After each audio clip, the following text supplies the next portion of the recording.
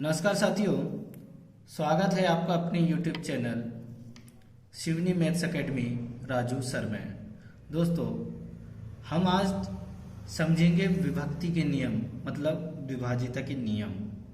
दोस्तों, क्या होता है कि जब भी कंपटीशन एग्जाम के जो भी क्वेश्चन आते हैं तो दोस्तों वहाँ पे हमें कैलकुलेशन की बहुत आवश्यकता होती है, क्योंकि दोस्तों हमें कम समय में अधिक प्रश्नों को हल करना पड़ता है। दोस्तों, तो आज हम पढ़ेंगे विभाजिता के नियम।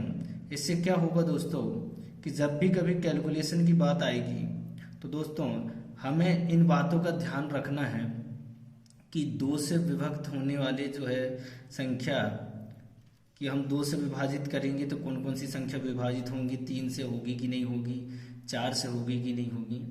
ऐसी सभी संख्याओं को हम देखेंगे कि 2 से कौन कौन सी संख्या विभक्त होगी, 3 से कौन कौन सी संख्या विभक्त होगी। ये सारी चीज़ों को हम आज जो है अध्ययन करेंगे। दोस्तों, ये हमारा जो लेक्चर है परीक्षा की दृष्टि से बहुत ही महत्वपूर्ण है। दोस्तों, आइए आगे देखते हैं कि 2 से विभक्त होने के जो नियम हैं वो क्या क्या नियम हो सकते हैं।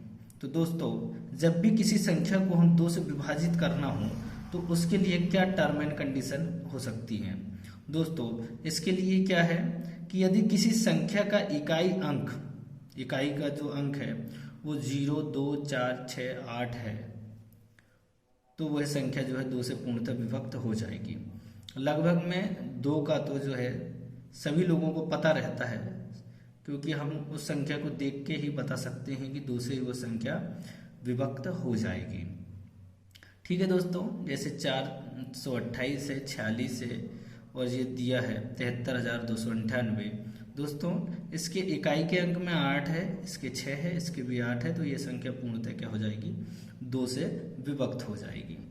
अब दोस्तों हम आगे देखते हैं कि जो 3 से विभक्त होने वाली जो संख्या है उसके नियम क्या है। 3 से विभक्त करने के लिए, विभाजित करने के लिए कौन कौन से हमको जो है चीज़ों की ज़रूरत पड़ेगी, मतलब कौन कौन से हमको जो है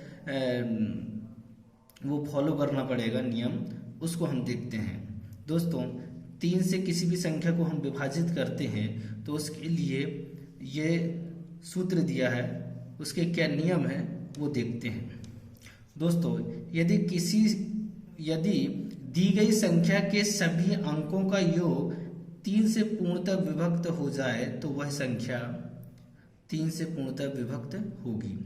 अब क्या बोलना चाह रहा है दोस्तों इसमें, कि यदि जो दी गई संख्या है उनके अंकों का योग अगर 3 से पूर्णतः विभक्त हो जाता है तो वह संख्या 3 से पूर्णतः विभक्त होगी।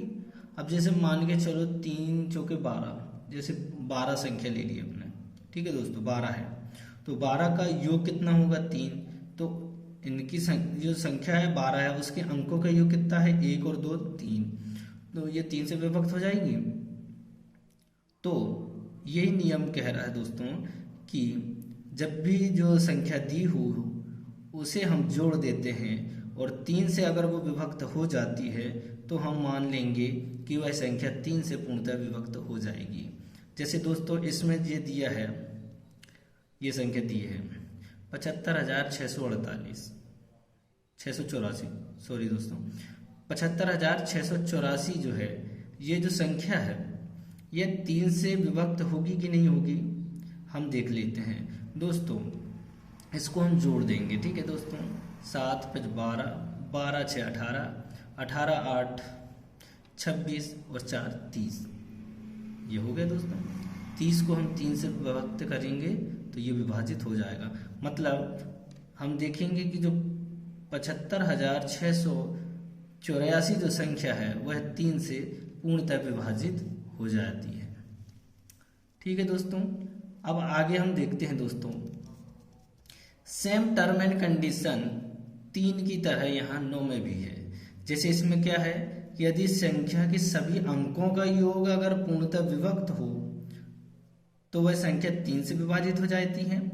ऐसा ही जो है रूल इसमें फॉलो होता है 9 से विभक्त होने का नियम में, क्योंकि दोस्तों ये 3 का गुणज है। ऐसे ही अभी आगे हम देखेंगे दोस्तों कि जिस तरह 4 से विभक्त होने वाली जो संख्या है उनका जो नियम है वही 8 से विभाजित होने वाली जो विभाजिता के नियम है वो सेम ही होंगे दोस्तों।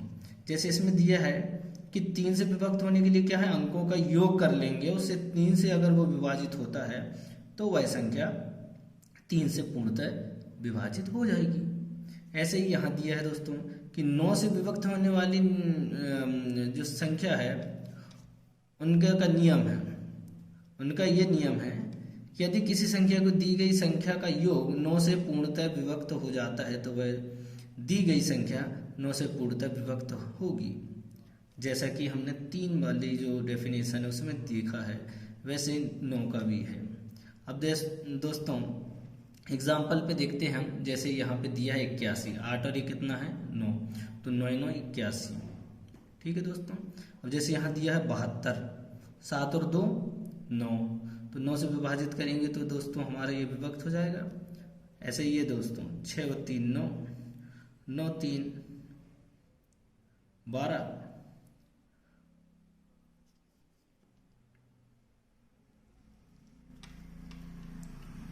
सॉरी दोस्तों यहाँ ये 6 दिया है कि 6 3 9 और 3 9, ये दोनों कितना हो जाएगा दोस्तों, इनका योग हो जाएगा 18।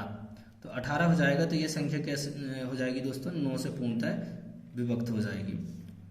आशा करता हूँ दोस्तों समझ में आया होगा आपको कि 3 से विभाजिता के नियम है, अंकों को जोड़ दो, 3 से भाग अगर जाता है तो वह संख्या 3 से विभाजित हो जाएगी। ऐसा ही 9 से है कि अगर 9 में संख्या का जो है योग कर देते हैं, हम दी गई संख्या का योग कर देते हैं, 9 से अगर विभाजित होती है वो संख्या तो वह संख्या जो है 9 से पूर्णतः विभक्त हो जाएगी। दोस्तों हम आगे देखते हैं 5 से विभक्त होने के नियम। इसके नियम क्या हो सकते हैं दोस्तों, लगभग ये सभी लोगों को याद भी होगा और देख के हम बता भी सकते हैं कि यदि दी गई संख्या के इकाई के अंक में अगर 0 अथवा 5 हो तो वह संख्या 5 से पूर्णतः विभक्त होगी। जैसे दोस्तों यहाँ 1500 दिया है, इकाई के अंक में 0 है, इकाई के अंक में 5 है, इसके इकाई के अंक में 5 है, इसके इकाई के अंक में 0 है। तो दोस्तों ये जो है ज़्यादा कठिन नहीं है, ये हम देख के बता सकते हैं।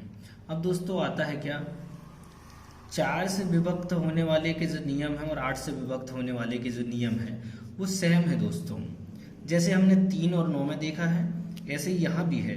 जैसे कि जब कोई दी हुई संख्या 4 से तभी विभक्त होगी जब उसके दहाई और इकाई के अंकों से बनी संख्या 4 से पूर्णतः विभक्त हो जाए या 8 से पूर्णतः विभक्त हो जाए। समझ में आया दोस्तों, क्या दिया है कि लास्ट की 2 संख्या मतलब इकाई और दहाई अगर वह जो है 4 से विभक्त हो जाती है तो वह संख्या पूर्णतः 4 से विभक्त हो जाएगी। अगर 8 से विभक्त होती है तो वह संख्या 8 से पूर्णतः विभक्त हो जाएगी। जैसे दोस्तों यहाँ लास्ट में इकाई और दहाई में क्या दिया है 32, तो ये 4 से विभाजित होगा, 4 8 32, ये भी 32 से हो जाएगा, 4 7 28 ये भी हो जाएगा, तो ये 4 से जो है विभक्त हो जाएगी।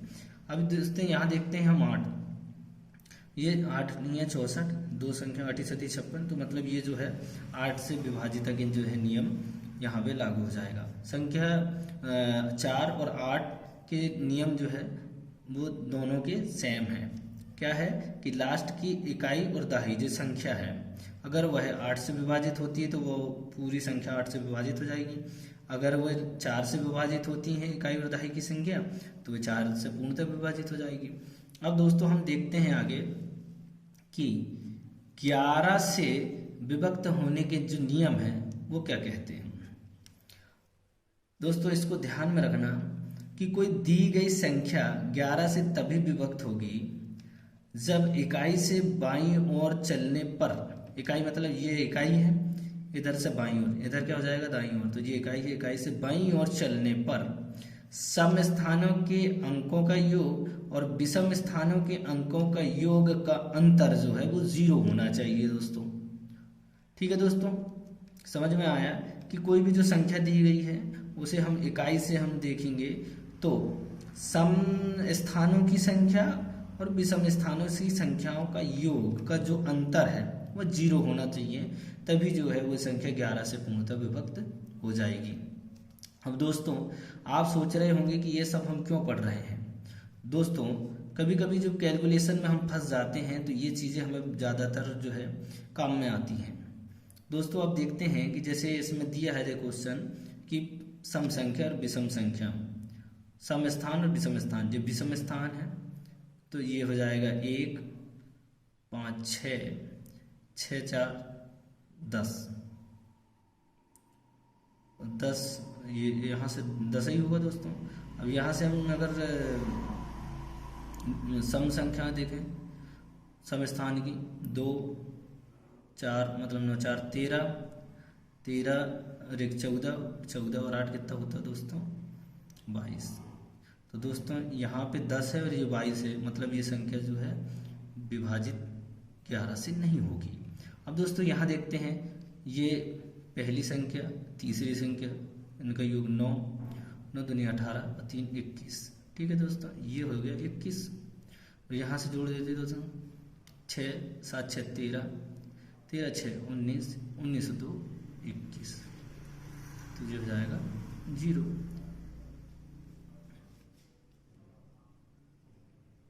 समझ में आया दोस्तों। इकाई के अंक से बाईं ओर चलने पर सम स्थानों की संख्या का योग और विषम स्थानों की संख्या का योग अगर उनका अंतर जो है 0 आता है तो यह संख्या 11 से पूर्णतः विभाजित हो जाती है।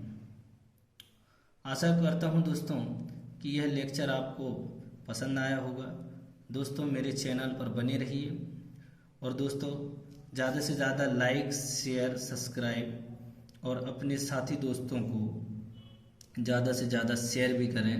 और दोस्तों कमेंट बॉक्स पर कमेंट करके ये बताइए कि आगे आपको किस चैप्टर के किस टाइप के जो है क्वेश्चनों को आपको पढ़ना है। तो दोस्तों उसका बहुत ही आसान सॉल्यूशन लेके मैं आपके सामने हाजिर होऊंगा। धन्यवाद दोस्तों।